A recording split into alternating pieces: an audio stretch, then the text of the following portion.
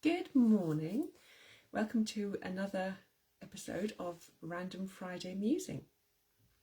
And this morning I've been pondering wisdom and who it is that we think is wise, and why do we, revere certain people.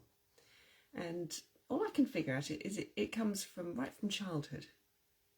We are brought up and we're cared for by our parents, and it's absolutely right that we're cared for by our parents and that they are the ones who keep us safe when we don't know how to keep ourselves safe. But then we go into a school system and so on, and what we have is a teacher, and they tell us what it is that we need to learn, and they effectively are saying, without me you can't learn. I'm the one. But really, I think what they're doing is just teaching a curriculum that we could easily learn for ourselves. It's very, very easy to pick up a book and read it. And I think this sort of sets off a trend as we get older that says our wisdom, our own innate wisdom, isn't valuable. If we feel sick, we go and we seek out the wisdom of a doctor. If we feel spiritually lost, we go and seek out the wisdom of a priest. If we, whatever's happening in our lives, we go and seek out someone else's wisdom. And if it's their experience that we want, absolutely. If my car goes wrong, I'm not going to attempt to try and fix it. I'm going to go somebody who has the knowledge and the experience, and they will fix my car for me. But it's all their experience that I'm after. They are the ones who will have seen this problem 1,000 times, and I trust them. But it is when we have someone else who tells us that they are right and we are wrong, that is not a good state to get into. When one person decides that it is their wisdom that is correct, and it is only their wisdom that is correct, then it makes us question whether we have any wisdom at all.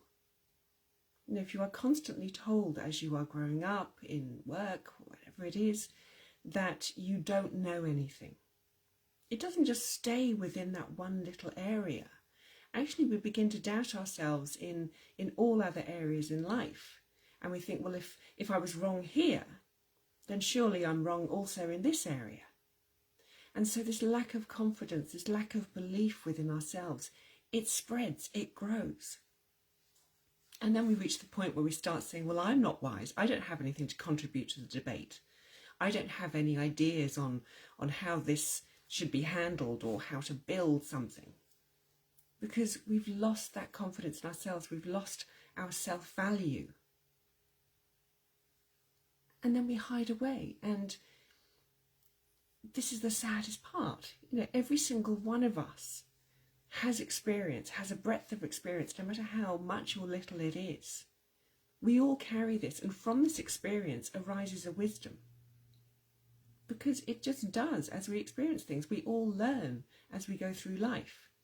And if we are learning, that means that we have wisdom to share.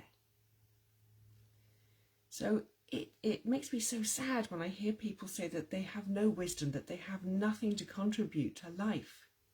Every single person does. And it doesn't come from a mental place.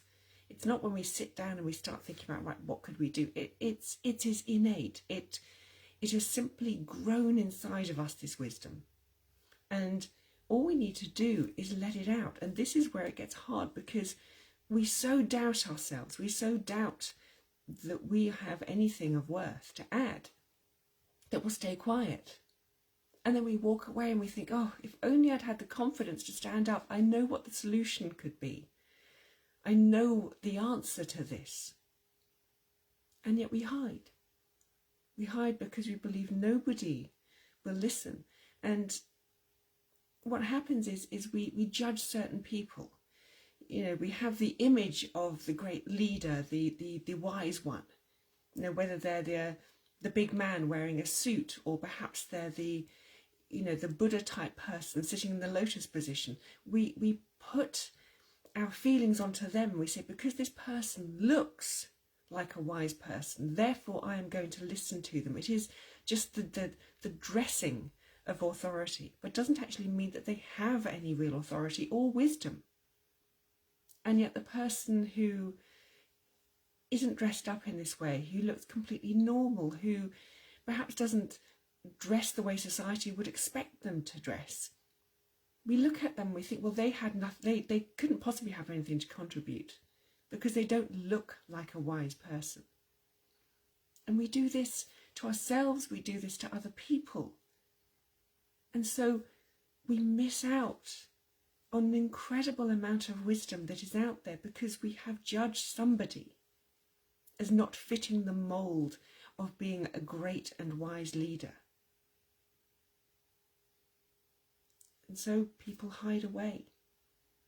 They hide away because they know that others will not respect them because they don't appear to be as someone would expect. I think it's time to take that cotton wool out of our ears, time to put aside the judgments and actually listen to each other, to have an open heart, an open mind, and allow others to share their wisdom with us, because we never know where it will lie. We never know who is going to speak the answer to our problem. It could be anybody. But it does require an open mind. So let's listen to others.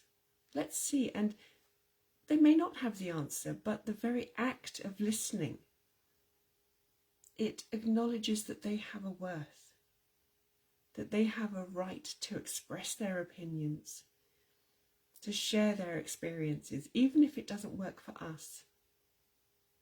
When we have an open mind and an open heart to everyone, we are letting somebody know that they are valuable and that all their experiences that they have gone through in life are valuable.